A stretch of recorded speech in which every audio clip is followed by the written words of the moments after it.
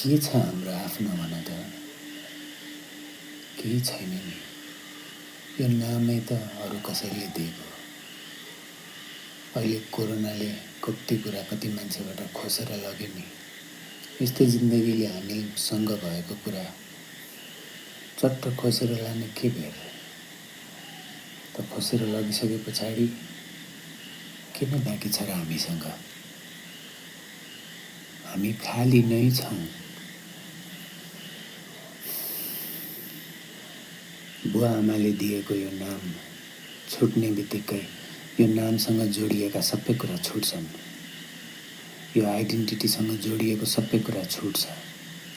त के छ हामीसँग?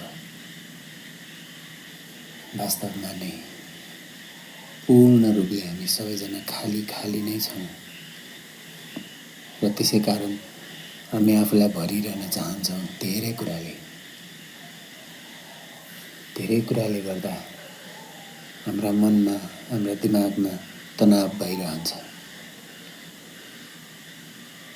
त यसरी मानिसहरू तनावलाई जम्मा गर्दा गर्दा जीवनका कुण्ठाहरूलाई जम्मा गर्दा गर्दा मनमा बिरामी हुन्छ र हामी यसलाई एङ्जाइटी, डिप्रेसन यस्तै नामहरू दिन्छौँ। केही पनि हामीसँग नभएपछि एङ्जाइटी पनि हाम्रो होइन, डिप्रेसन पनि हाम्रो होइन। र जसरी हामीलाई हामी केही हो, हामी कोही हौँ जस्तो लाग्छ, त्यस्तै गरी हामीसँग यदि गरी चिन्ता भयो भने हामीसँग चिन्ता छ जस्तो लाग्ने मात्रै हो। र अचम्म नै छ यो सबै के छ जस्तो गर्छौँ।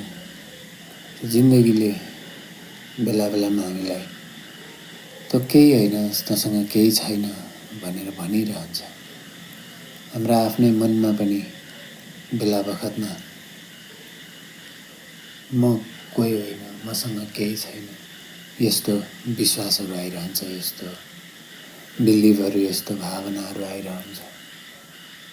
छैन नि हामीसँग। र सानैदेखि नै कसैले के भन्यो यो सबै सुन्दै सुन्दै कसैको कोही अरूको विचारलाई आफ्नो विचार बनाउँदै, जसरी अरूले दिएको नाम आफ्नो बनायौँ त्यसै गरी अरूले दिएका विचारहरू पनि आफ्नो बनाउँदै, चाहे त्यो डिरेक्टली दिएका होस् चाहे त्यो इन्डिरेक्टली दिएका होस्, जुन व्यवस्था सामाजिक व्यवस्थाहरू हामी दोष दिन्छौँ, हामी अर्को जेनेरेसनलाई दोष दिन्छौँ। हाम्रो बेला यस्तो भयो, यो जेनेरेसनले गर्दा यस्तो भयो, यस्तो खालको दोषहरू काम छैन। यसै कारण काम छैन कि दोष दिन मिल्ने कसैलाई छैन। सबैको आफ्ना आफ्नै भिन्न भिन्न कथाको कारण सबैले आफ्नो आफ्नो भिन्न भिन्न अनुभव निभाउने हो। त दोषी कोही पनि छैनन्। यसैले दोषारोपण गरेर पनि काम छैन, दोषी पनि छैनन्। र दोषको अनुभव पनि यही नाम, यही कथाहरू, यही आइडेन्टिटीहरू छुटे जसरी छुट्दै जाने हो।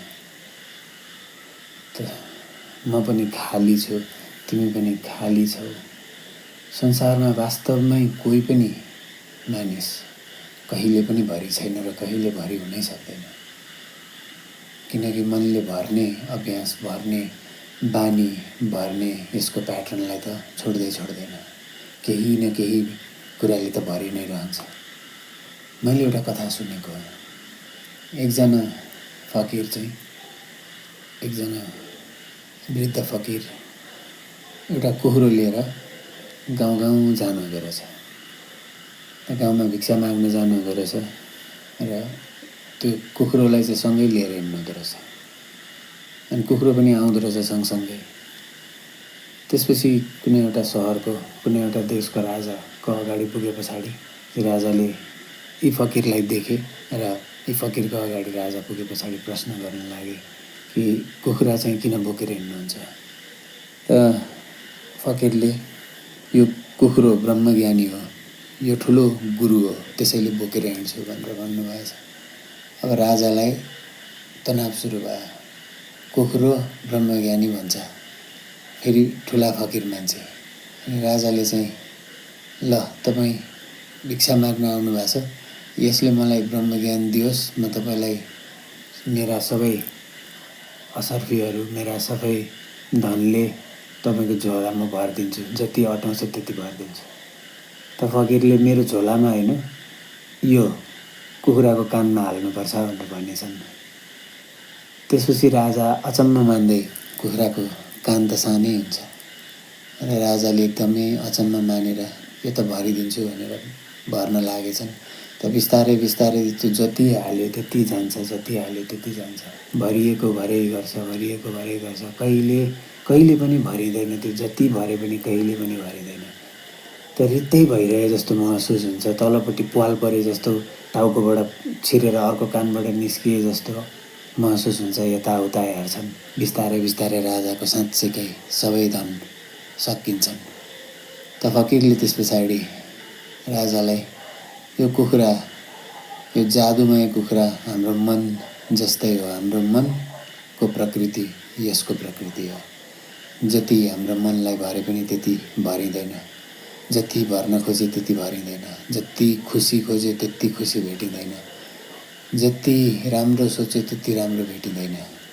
त मन जस्तै हो, र मनले समय सापेक्ष, मान्छे सापेक्ष, परिवेश, घटना, यी भिन्न भिन्न कुरामा आधारित भएर सत्य असत्य, राम्रो नराम्रो फरक हुन्छ भनेर सोच्दैन।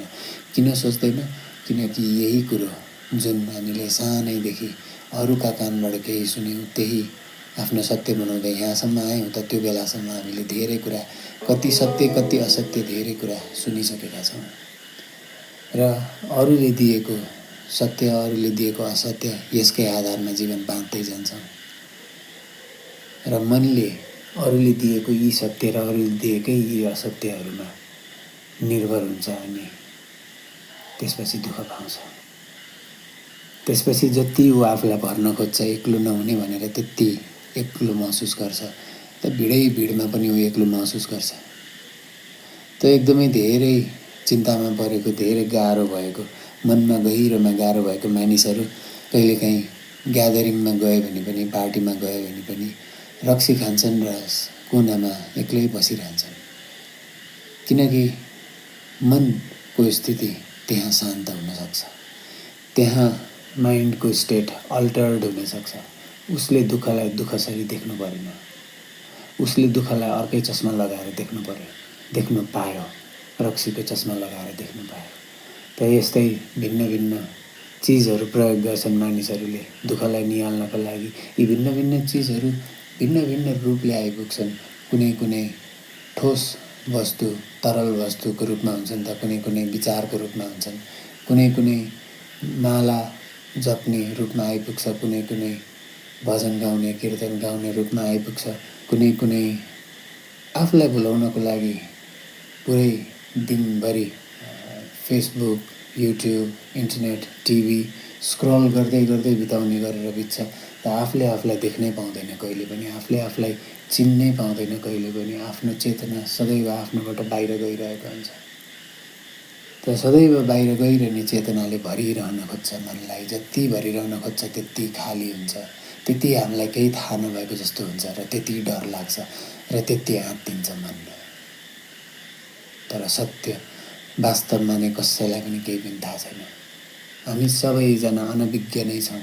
हामी काम चलाउ रूपले मात्रै केही थाहा पाए जस्तो, हाम्रो सर्फिसियल्ली रूपले केही थाहा पाए जस्तो छ, हामीलाई केही काम गरे जस्तो, केही भए जस्तो छ। त सबजना अन्जान छौँ, सबजना खाली नै छौँ।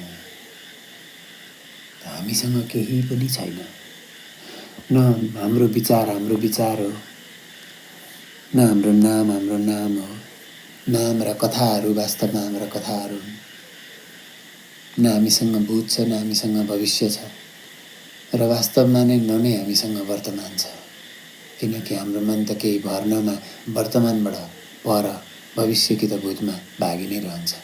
त शरीर वर्तमानमा मात्र रहन सक्छ, र मन यस्ता यो यहाँ र अहिले बाहेक भिन्न ठाउँमा डुलिरहने यन्त्रको नाम नै मन भएको कारणले मनको कथासँग एक हुँदा आफू पनि गइन्छ, हराइन्छ, र आफू पनि कल्पनामा प्रवेश गरिन्छ र जति समय हामी कल्पनामा प्रवेश गर्छौँ त्यति समय हामी अहिले र यहाँ हुँदैनौँ, त्यति समय हामी वर्तमानमा हुँदैनौँ, त्यति समय हामी यो अस्तित्वमा हुँदैनौँ, हामी आफ्नै अन्तर्मनको इमेजिनेरी अस्तित्वमा हुन्छौँ र त्यो पनि हाम्रो होइन।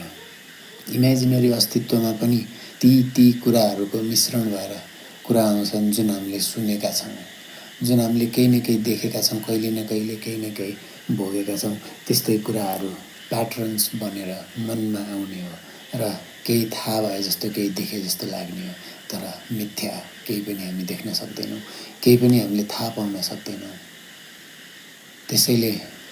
त्यसैले जिजसले पूर्ण समर्पण माग्नुभयो, त्यसैले रजनीश गुरुले सरेन्डरिङको कुरा गर्नुहुन्छ, त्यसैले भक्ति मुभमेन्टमा यही कन्सियसनेसलाई, यही खालीपनाको लागि, समर्पण गर्नको लागि मागिन्छ। यो समर्पण, यो सरेन्डरिङ, यो सहस्र स्वीकार, यसले निर्धक्क बोध गराउँछ कि साँच्चै नै हामीसँग केही छैन, न कहिले थियो र न कहिले हुनेछ। केही छन् कामचलाउ रूपमा जुन चल्छन् र अहिले कामचलाउ रूपमा जे छ त्यो चलेन भने पनि जीवन सकिहाल्दैन। नयाँ कुरा फेरि आइपुग्छ कामचलाउ रूपमा चल्नको लागि। त यसरी भिन्न भिन्न कथा, भिन्न ठाउँ, भिन्न परिवेश हामी चाहरिरहन्छौँ मान्छेहरू भएर। हामी भिन्न भिन्न गतिविधिहरू गरिरहन्छौँ किनकि हामीलाई बोर लाग्छ, हामी हेरिरहन सक्दैनौँ। हामी इमेजिनेसनमा छिर्दा पनि धेरै बेर भए पनि बोर लाग्छ, हामी केही किताब पढ्दा पनि धेरै भए पनि बोर लाग्छ, हामी केही फिल्म हेर्दा पनि धेरै भए पनि बोर लाग्छ। त धेरै हुँदा हामीलाई जिन्दगी बोर लाग्छ र वास्तवमा नै न धेरै छ न थोरै छ, हामी खाली खाली छौँ, हामी सबैजना खाली खाली छौँ, हामी कसैसँग केही पनि छैन। त को हो तिमी? हेर त, हेरिराख त सक्छौ। सजिलो लाग्छ भने ऐनामा आफ्नै अगाडि बसेर आफैलाई प्रेमपूर्वक आँखाले हेरिराख। को हौ त तिमी? त्यहाँ देखिएको रूप तिमी हो कि त्यहाँ देखिँदै जाने भिन्न भिन्न रूपहरू तिमी हो कि त्यो हेर्ने र देखिएको छुट्टिएर दुई बन्ने अवस्थाको कुन चाहिँ अवस्था तिमी हो? त तिमीले सोचेको तिमी कहाँ छ? को हौ त तिमी? नछोडिकन हेरिराख, झिमिक्कै नगरिकन हेरिराख आफूलाई, एकदमै निहालेर हेर। ऐना नजिक गएर आफ्ना अनुहारका बनोटलाई हेर, चढेका झरेका उकाली ओह्रालीहरू यी सबै हेर, आँखाको गहिराइमा पनि हेर, दुइटै आँखाको गहिराइमा हेर। प्रत्येक पल यो प्रश्न आफूमा दोहोऱ्याइराख, खाली बन्नै नदेऊ कि को हो त तिमी? श्वास श्वासमा हेर, गहिरिएर हेर, वास्तवमै को हो त तिमी? एकदमै गहनले आफूलाई नै हेर र छोडिदेऊ। त्यहाँ जे भए पनि छोडिदेऊ, त्यहाँ जस्तो जस्तो देखे पनि छोडिदेऊ, जे आउँछन् तिम्रो अगाडि त्यसलाई पनि छोडिदेऊ। हेर्न चाहिँ नछोड, हेरिराख आफूलाई, तर छोड्दै जाऊ। जे देखिन्छ सबै छोड्दै जाऊ। यही छोड्दै जाने क्रमले नै देखिन्छ कि वास्तवमा नै यहाँ जहाँ मसँग यो छ भन्थे, जहाँ म यो हुँ भन्थे, यो सबै त खाली रहेछ, यो सबै त यही संसारको नासो रहेछ र यही संसारमा दिनपर्ने रहेछ। यही खालीपना हामी कसैसँग पनि केही पनि छैन। जसरी लगभग हाम्रो जिन्दगीमा सुख छ, लगभग हाम्रो जिन्दगीमा दुःख छ, त्यसै गरी लगभग हाम्रो जिन्दगीमा यी सुख दुःख छन् भनेर देख्न सकिने क्षमता छ। यही देख्न सक्ने मात्रै हाम्रो छ। यही यस्तो भयो ओहो भनेर देख्न सक्ने, अनुभव गर्न सक्ने, हेर्न सक्ने आँखाहरू मात्र हाम्रो छ। तिमी पूर्ण शान्त हुँदा तिम्रा आँखाबाट केले हेर्छन्, तिम्रा आँखा केका लागि प्रयोग हुन्छन् यो अस्तित्वमा, त्यही मात्र छ, त्यही हेर्ने मात्रै छ। त माँ पार्वतीले भन्नुभयो यो संसार दर्शनलाई हेरिरहेको छ, चेतनाले चेतनालाई हेरिरहेको छ, अनुभवले अनुभवलाई हेरिरहेको छ।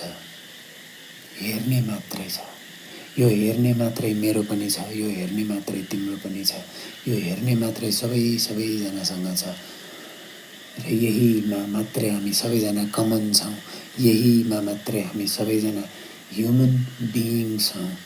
त्यो बाहेक हामी मनमा छौँ र त्यो बाहेक हामी आइडेन्टिटीमा छौँ भने हामी धेरै कुरा हुन सक्छौँ।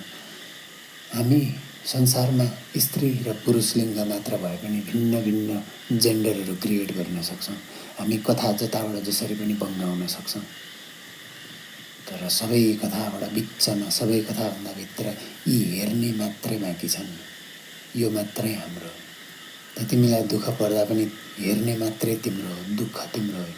तिमीलाई सुख पर्दा पनि हेर्ने मात्रै तिम्रो हो, सुख तिम्रो होइन। यो सबै यो संसारको नासो हो र हेर्दै जाने हो जिन्दगी, जे आउँछ हेर्दै जाने हो र यस्तो पनि रहेछ जिन्दगीमा भनेर कन्टेम्प्लेट गर्दै जाने हो।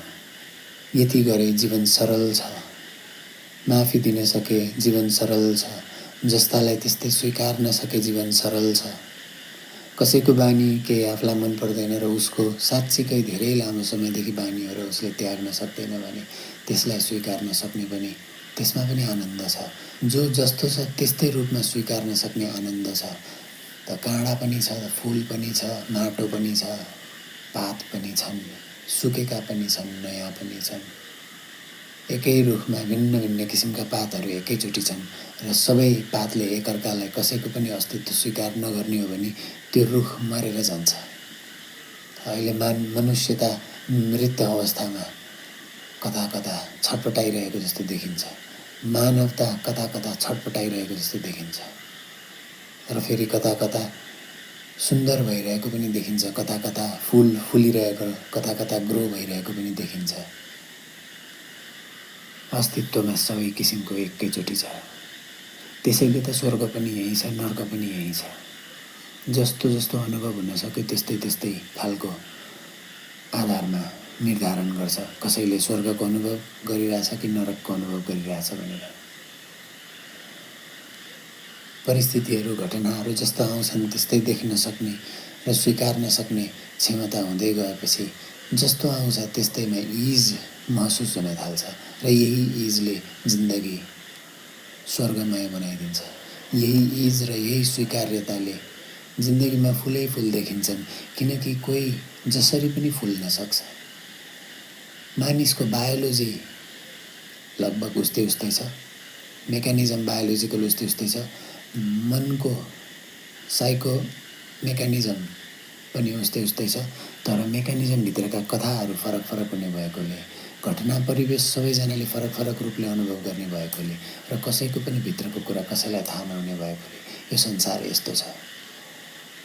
कता कता फजीनेस देखिन्छ, केही नमिले जस्तो देखिन्छ, कता कता केही मिले जस्तो देखिन्छ र यो सबै सबै नासो नै हो। यो सबै कुरा नै छोडेर जानुपर्छ। त सुख कहाँ छ, दुःख कहाँ छ, त स्वर्ग कहाँ छ, नरक कहाँ छ, त यो द्वैत नै कहाँ छ? वेयर इज द डुअलिटी माया? त्यसैले एको हो ब्रह्म भन्दो रहेछन्। यो ब्रह्म एक छ र ब्रह्म र म होइन। यो ब्रह्म एकै छ, यसै भित्र म छ, यसै बाहिर म छ र यही ब्रह्ममा भएको म, यसले यो ब्रह्मलाई निहाल्छ र स्वीकार्छ। यो ब्रह्मसँग एकै हुन्छ। त त्यही नै ब्रह्म हो, त तिमी नै ब्रह्म हो। ब्रह्मले सृष्टि त देख्यो, यो सबैसँग एकै छ भनेर त देख्यो। अब यो देखेकोबाट कथाहरू क्रिएट गर्नको लागि, यो देखेकोबाट सृष्टिलाई सञ्चालन गर्नको लागि ज्ञान चाहिन्छ। त ब्रह्मले सरस्वतीलाई क्रिएट गर्नुहुन्छ, ज्ञानको क्रिएट हुन्छ त्यहाँ। र वास्तवमा नै ब्रह्म र ज्ञान बाहेक केही पनि छैन। त्यसैले सबै किसिमका ज्ञानहरू ब्रह्म ज्ञानै हुन्, सबै किसिमका अनुभवहरू धार्मिक अनुभव नै हुन्। चाहे त्यो खुसीका अनुभव होस्, चाहे त्यो दुःखीका अनुभव होस्, सबै अनुभव धार्मिक अनुभव नै हो। यसलाई धार्मिक अनुभव सम्झेर, यसलाई धार्मिक अर्थात् जुन हिसाबमा धर्मलाई लिइन्छ त्यस्तो खालको धार्मिक पनि होइन। धार्मिक अर्थात् जस्तै पचाउनु शरीरको धर्म हो, यसको मेकानिजम हो, यसको फङ्सनालिटी हो, यसको फेनोमेनालिजम हो। त्यस्तै त्यस्तै यो ब्रह्मलाई देख्नु र यो ब्रह्मको फेनोमेननलाई देख्नु र यो फेनोमेनन आफै हुनु एकै हो।